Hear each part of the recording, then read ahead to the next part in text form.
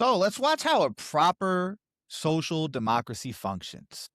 Former Norwegian Prime Minister Torbjørn Jagland on the left here is among the latest batch of high-profile politicians and business executives to face scrutiny over their relationship with late U.S. sex offender Jeffrey Epstein. Police searched Jagland's homes on Wednesday, and he was questioned on suspicion of aggravated corruption. Jagland has said he was looking forward to helping to clarify the situation.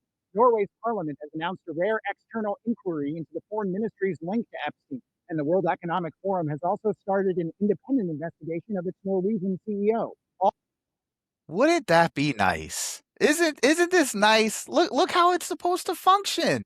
These European countries are putting the United States to shame on this Epstein file. Like, they are going after their Epstein class while we have a DOJ and a president that's just covering for the Epstein class. I mean, there's just no two ways about it.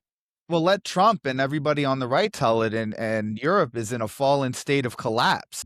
All have denied any involvement with Epstein's crimes. Ugh. Current Prime Minister Jonas Gahr Sture said on Friday it was crucial that the relationships between prominent Norwegians and Epstein be fully investigated. Investigations would be nice. I'm so jealous. I'm so jealous. You know, you have a country that has socialized medicine and believes that all their citizens and all the population that live in Norway deserve health care. Whereas, you know, you can compare that to the United States where, you know, the tax breaks for billionaires is too important to have any sort of socialized medicine. And we actually, in fact, are taking away subsidies for poorer folks to purchase health care, right? And so does it surprise you that we're also protecting the billionaire Epstein class and Norway's not? Does that surprise you? Doesn't surprise me. Not at all. And the main reason why is because they don't have such a high level of wealth inequality like we do. Their middle class is an actual middle class. Their upper middle class is an actual upper middle class, and they make up a vast majority of the population. They don't have that much of a lower class, and their higher class, you know, they're not run by America has to have at least 1,000 billionaires, right? Or like a vast majority, 90% of billionaires got to reside in America. They run this shit. Whereas in Norway, they might have their 2 or 3 billionaires, but there's a bunch of millionaires that are like, hey, man, I don't go for that shit. Fuck you. You're saying that there's no Norwegian that spent more than $200 million on an election? They don't have people dumping that type of cash into one of their elections? Yeah, it's absurd. I mean, I'm almost certain that would be illegal over there. And another thing that these guys do, most other countries do, they have like a 3-month cycle. That's it. They don't even start running ads until 3 months before the election. It's not this whole drawn out thing where $200 million could be spread out over the 6-month campaign, 7, 10, 2-year campaign. But anyway, the fact that they've arrested someone and now saying they're opening additional investigations into their powerful people, whereas the United States, you rather talk about the Dow being at 50,000. Well, I was about to say that. Right. Last week, the Attorney General went before the House and basically was like, I don't know why these victims are not thanking Donald Trump, right? They must have money in the stock market. The stock market's above 50,000. When they were sexually assaulted, they signed NDAs, right? And they got money to sign those NDAs. And if they were smart, they would have put that money into the stock market. And now the stock market's above 50,000. They should thank Donald Trump. It really makes sense to me. Now that, I mean, since you put it that way, it makes complete sense. But that wouldn't make so much sense to Norway. Let's just finish watching this. It is a very serious suspicion, and the circumstances that have been uncovered must be taken very seriously. I'm glad that I live in a constitutional state where the prosecuting authorities take their responsibility seriously, and I will be...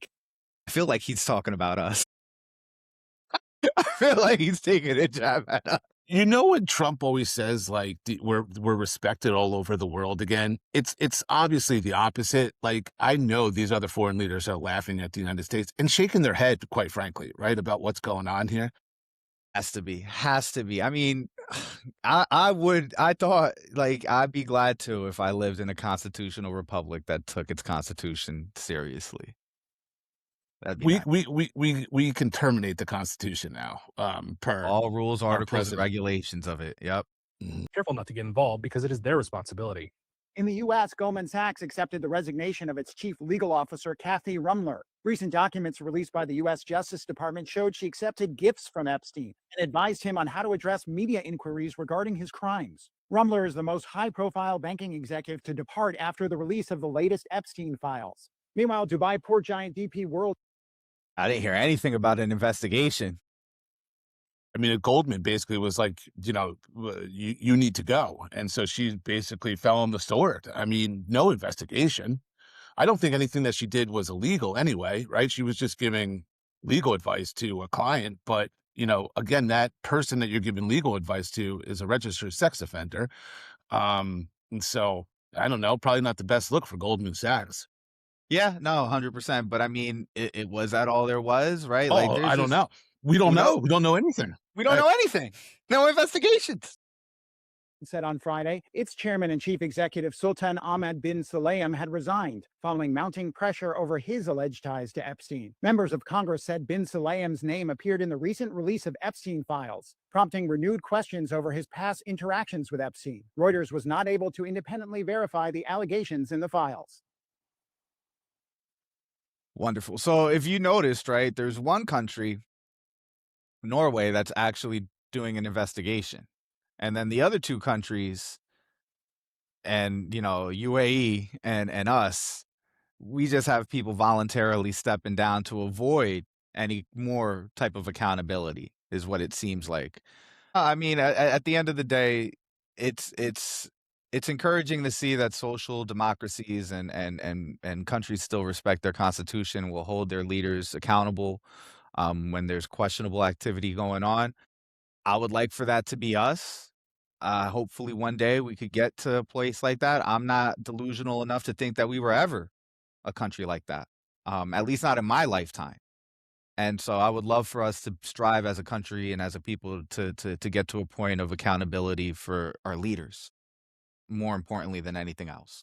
Fingers crossed that some things turn a little bit in 2027. Some House investigations open some of this stuff up, but I guess time will tell. We'll see, man. But listen, don't forget to like, subscribe, comment, share, hit the bell icon to get notified when we drop a new episode, and we'll talk to you guys soon. Peace.